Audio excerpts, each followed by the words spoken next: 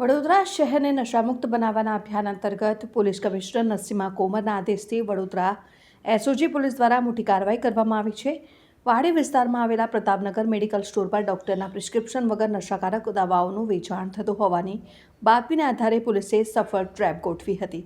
SOG police inspector બીડી જીતિયા અને તેમની ટીમે વડોદરા ફૂડ એન્ડ ડ્રગ્સ વિભાગના અધિકારીઓને સાથે રાખીને પ્રતાપનગર મેડિકલ પર દરોડા પડ્યા હતા અને આ કામગીરી દરમિયાન પોલીસે એક ડમી ગ્રાહક મોકલ્યો, જેણે ડોક્ટરના પ્રિસ્ક્રિપ્શન વગર દવા માંગતા મેડિકલ સ્ટોરના સંચાલકોએ કોઈપણ પૂછપરછ વગર નશાકારક સિરપ અને દવાઓ પકડાવી દીધી। મેડિકલ સ્ટોરની તપાસ કરતા પોલીસને ત્યાંથી મોટી માત્રામાં નશાકારક કપ સિરપ અને ગોળીઓનો જથ્થો મળી આવ્યો। વધુમાં ફૂડ એન્ડ ડ્રગ્સ વિભાગના અધિકારીઓએ જ્યારે સ્ટોક રજિસ્ટરની ચકાસણી કરી ત્યારે ચોંકાવનારી વિગતો સામે આવી હતી। સંચાલકો દ્વારા કોઈપણ પ્રકારનું સ્ટોક રજિસ્ટર મેન્ટેન કરવામાં આવ્યું ન હતું, જે ગંભીર બેદરકારી દર્શાવે છે।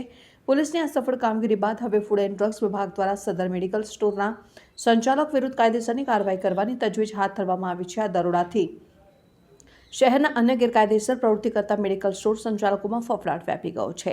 આવા મેડિકલ સ્ટોર્સ સામે એસઓજીની આ કાર્યવાહી શહેરના વાલીઓ માટે રાહતરૂપ છે। શું હવે આવા મેડિકલ સ્ટોર્સના લાયસન્સ રદ થશે?